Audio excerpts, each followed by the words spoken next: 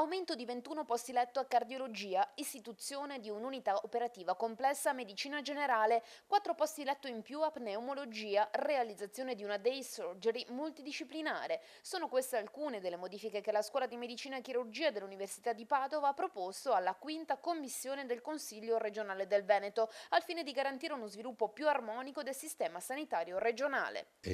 Abbiamo proposto e nello stesso tempo ci è stata proposta e quindi abbiamo accettato la sfida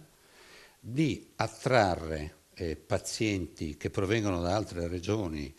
in funzione delle straordinarie capacità assistenziali che esistono a Padova e quindi di attingere da un numero suppletivo di posti letto che si chiamano posti letto da mobilità extraregionale. Quindi non abbiamo bisogno di un'assegnazione fissa di posti letto in più, abbiamo bisogno di poter contare sull'attivazione di posti letto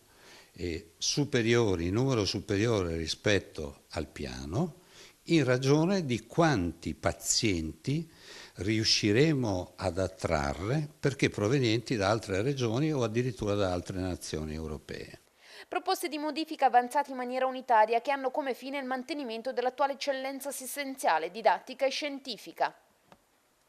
Per fine mese ci attendiamo che la quinta commissione risponda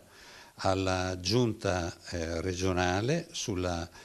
proposta e che quindi la giunta regionale per fine ottobre deliberi definitivamente il piano e conseguentemente l'azienda ospedaliera avrà un certo numero di mesi per realizzarlo di concerto con la Scuola di Medicina e l'Ateneo di Padova.